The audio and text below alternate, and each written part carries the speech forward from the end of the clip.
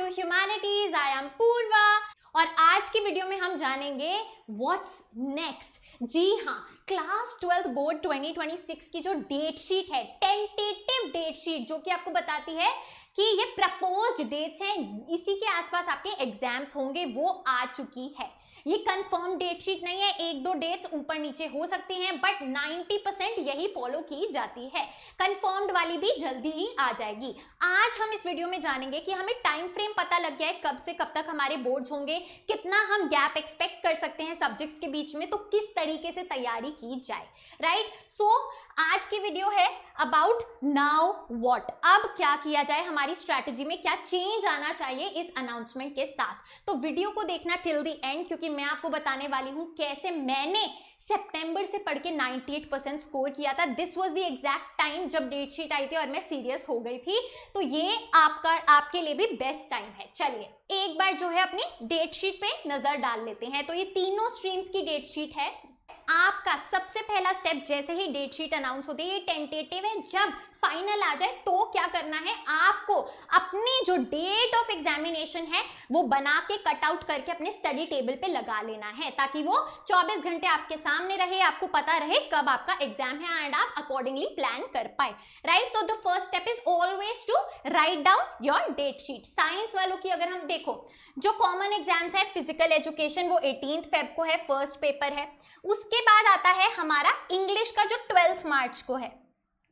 तो मोस्टली जो हमारे सीबीएसई के एग्जाम्स होते हैं वो फरवरी एंड मिड से शुरू हो जाते हैं, राइट। साइंस वालों का पेपर पहले ही आप देख सकते हैं कि फेब एंड और मार्च बिगिनिंग में निपटा लिया जाएगा। केवल बायोलॉजी जो है 27 मार्च को है, काफी ज्यादा आपको गैप मिल गया है, राइट। कॉमर्स वालों का हम देखेंगे कि मिड मार्च की तरफ ज्यादा पेपर है, मार्च में ज्यादा पेपर है, थ्रू आउट ही है यार, फेब में भी है, मार्च में भी है, but most of the exams are in March. Arts के हम देखें तो यार एंड में हिस्ट्री का हमेशा स्ट्रेच होता है, हिस्ट्री और पॉल साइंस आपका एंड ऑफ मार्च में है, राइट। तो आर्ट्स और कॉमर्स की थोड़ी सी लेट है, इनका थोड़ा सा जल्दी है, बायोलॉजी में काफी गैप है, क्लियर। तो जो मेन हमारे फिजिकल एजुकेशन, इंग्लिश और आईपी है, ये ऐसे सब्जेक्ट्स हैं जो मोस्टली तीनों स्ट्रीम्स के पास होते हैं, डिपेंडिंग आपका कौन सा कॉम्बिनेशन है फिजिकल एजुकेशन और आईपी में से, राइट। अब आपको ये डेट शीट कैसे यूज में लानी है, how is it useful for you. आपको ये पता लग रहा है कि आपके पास रिवीजन के लिए कितने दिन होंगे बीच में। जैसे कि अगर किसी के पास इंग्लिश भी है और पॉल साइंस भी है, तो भाई उसके पास अपना लगभग 10 दिन का गैप है, राइट। सो दे नो कि मेरे को 10 दिन रिवीजन के लिए मिलेंगे, तो आप उसके अकॉर्डिंग अपना प्लान कर सकते हो। सिमिलरली मैथ्स और केमिस्ट्री में भाई ऑलमोस्ट 8-9 दिन का गैप है, तो यू नो कि किस हिसाब से चलना है। गैप्स के अकॉर्डिंग रिवीजन की स्ट्रैटेजी आपकी डेट शीट से बनती है। बहुत अच्छे। अब हम मैम क्या करें after your half yearly is done. अभी बहुत सारे बच्चों के हाफ ईयरली चल रहे हैं, कईयों के खत्म भी हो गए। जैसे ही आपके हाफ ईयरली खत्म हो जाए, आपको हर एक सब्जेक्ट में से वो कड़ी उठानी है, वो चैप्टर उठाना है जिससे आपको डर लगता है, यानी कि मोस्ट डिफिकल्ट, या फिर मोस्ट लेंदी जो सबसे लंबा है, या फिर मोस्ट बोरिंग जो आपको करने में बिल्कुल भी अच्छा नहीं लगता। ऐसा मैं क्यों कह रही हूं, क्योंकि अगर ये अभी नहीं किया तो कभी नहीं कर पाओगे। टाइम के साथ साथ प्रेशर बिल्डअप होगा, आप पैनिक मोड में चले जाओगे। मैं डे 1 से ये कहती आई हूं कि बेसिक कवर करने के बाद, क्योंकि हाफ ईयरली तो दे ही दिए हैं, बेसिक आपका कवर हो गया है, अब ये वाला टाइम है जो आपको सितंबर अक्टूबर मिड तक क्लोज कर देना है। सितंबर अक्टूबर अपना मोस्ट डिफिकल्ट, मोस्ट लेंदी, मोस्ट बोरिंग, जिससे आपको डर लगता है, वो सारे चैप्टर कवर कर लेने हैं हर एक सब्जेक्ट के। ऐसा मैं क्यों कह रही हूं, क्योंकि फिर आप फ्री हो जाओगे, फिर आपका वो जो डर है, पैनिक है, वो ऑलरेडी आप एड्रेस कर चुके हो, तो आप आगे रिविजन पे और बाकी चैप्टर्स को ज्यादा अच्छे से टैकल कर पाओगे। ये मेरी एक टिप ले लो। This is what made me score 98% in my class 12 boards, ठीक है। तो ये जितना पहले निपटा लोगे उतना ज्यादा आप फ्री हो जाओगे, क्लियर। तो सितंबर अक्टूबर में अपना टारगेट ये रखो, ताकि सारा जो स्ट्रेस है वो हट जाए। उसके बाद अच्छा पढ़ाई कैसे करनी है, हर वीडियो में मैं ये स्ट्रैटेजी बताती हूँ। रीडिंग एनसीईआरटी के बिना कुछ भी नहीं होगा, तो first step is reading NCERT, right. Second step is understanding NCERT, जो आप टीचर क्लास में पढ़ाती है उसके थ्रू और अपनी यूट्यूब वीडियोस के थ्रू हो जाता है। तीसरा है नोट मेकिंग। अभी तक जिसने नोट्स नहीं बनाए हैं बना लो, क्योंकि ये नोट्स ही हैं जो तुम्हें अच्छा स्कोर दिलवाएंगे। जो खुद के नोट्स नहीं बना रहा, don't expect too much marks. क्यों ऐसा कह रही हूँ? जब तक अपने हाथ से नहीं लिखोगे तुम आंसर शीट पे नहीं लिख पाओगे। 3 तरीके के नोट्स मैंने बताए थे। पहला जो एनसीईआरटी की साइड में जगह है उसमें आप एक ओवरव्यू समरी सा पॉइंट्स में शॉर्ट लिख लें। दूसरा आपके आंसर राइटिंग नोट्स, यानी कि इंपॉर्टेंट टॉपिक्स उठाओ और उन पे प्रॉपर आंसर लिख दो जैसा आप बोर्ड एग्जाम में लिख के आओगे। यही चिट्टी द रोबो की तरह कॉपी पेस्ट करना है अपने बोर्ड एग्जाम में। और तीसरा शॉर्ट नोट, हमारे रिवीजन नोट्स। रिवीजन नोट्स में क्या होता है? इंपॉर्टेंट डेट्स, फॉर्मूलाज, ये सब जो आप जब सेंटर पे जाओगे तब रिवाइज करोगे। क्लियर है? तो ये 3 तरीके के नोट्स अपने अभी से बनाना शुरू कर दो। अभी नहीं किया तो एंड में नहीं कर पाओगे। It is not too late, this is the perfect time to start. अभी भी उठ जाओ, जागो ग्राहक, जागो जागो छात्र, जागो। क्लियर? बहुत अच्छी। अच्छा जी, अब हमें यार सितंबर ऑनवर्ड्स एक और चीज ऐड करनी है अपने रूटीन में, जो कि है प्रैक्टिस करना। अभी तक हम रन तो कर ही रहे थे, reading, understanding and note making. अब हमें प्रैक्टिस को भी डालना है, क्योंकि यही एक्चुअल चीज है जो हम अपने बोर्ड एग्जाम में करेंगे, राइट? जैसे मॉक टेस्ट होता है। तो भाई स्कूल टेस्ट जो आपके यूनिट टेस्ट हुए हैं, हाफ ईयरली हुए हैं, उन सबका पेपर मैंने आपको बोला था क्वेश्चन पेपर बचा के रखना, क्योंकि इनमें इंपॉर्टेंट क्वेश्चन ही दिए जाते हैं, उनको अटेम्प्ट करो।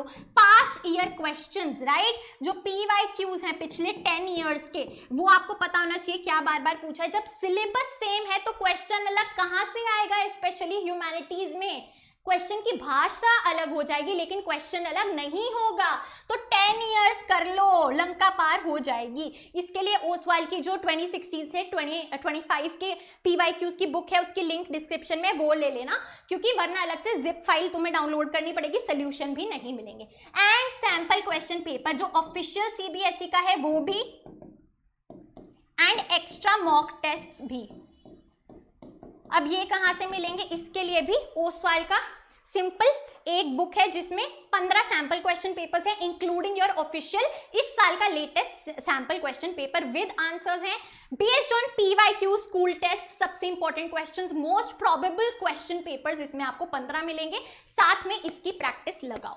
क्लियर? लिंक डिस्क्रिप्शन में है, बाय कर लो। Oswaal is my suggestion for PYQs and sample question paper. Best quality, best answers मिलते हैं NCERT वाले, एंड मोस्टली आंसर्स करेक्ट होते हैं। क्लियर? तो प्रैक्टिस के लिए अपनी ये एड ऑन कर लो, डिस्काउंट भी चल रहा है, डिस्क्रिप्शन में लिंक डाल दी है। बहुत बढ़िया, आगे चलते हैं। तो अभी हम आ गए हैं सितंबर एंड में, हमारे पास है अक्टूबर जिसमें दिवाली भी है, फेस्टिवल्स भी हैं, भाई दूज, दशहरा, सब कुछ। फिर नवंबर, फिर दिसंबर जहां आपके प्री बोर्ड्स आ जाएंगे, है ना? फिर जनवरी और फिर फरवरी। ऊ ला ला, आ गया है हमारा फरवरी। समझ गए बात? सितंबर तो आधा जा ही चुका है, अक्टूबर में फेस्टिवल्स हैं, नवंबर दिसंबर प्री बोर्ड्स होंगे, जनवरी में तुम्हारा प्रैक्टिकल होगा, CBSE का स्कूल की तरफ से एक्सटर्नल आएंगे, और फरवरी एंड से पेपर शुरू हैं। तो रफली देख लो 1 2 3 4 5 6 महीने दिख तो रहे हैं, लेकिन 3 महीने रफली, क्योंकि तुम इतना बिजी हो जाओगे अपनी स्कूल की तैयारी में, अपने प्री बोर्ड्स में, कि सेल्फ स्टडी का मौका बहुत कम मिलने वाला है। तो दिस इज योर टाइमलाइन। है तो 6 महीने, लेकिन सोच के चलो कि 3 महीने हैं तुम्हारे पास प्रॉपर डेडिकेटेड पढ़ाई करने के लिए। कैसे करना है? डेली के एटलीस्ट स्कूल से हटके 4 आवर का मिनिमम टाइम स्लॉट बनाओ, जिसमें आपका 2 आवर डिवाइडेड हो। और जैसे जब जब स्कूल की छुट्टी करो तो अपना 8 आवर का स्टडी शेड्यूल आपका होना चाहिए, divided into 4 blocks of 2 hour. ठीक है? फुल डे का ये शेड्यूल, हाफ डे का ये शेड्यूल मिनिमम होना चाहिए आफ्टर योर अक्टूबर। समझ गए बात?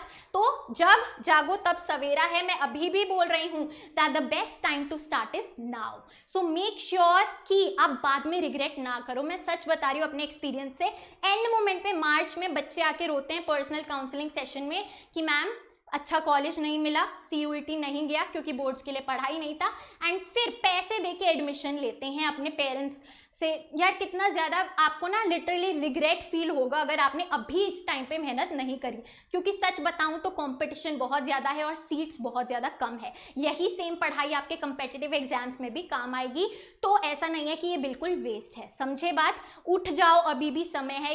Your future self will thank you later.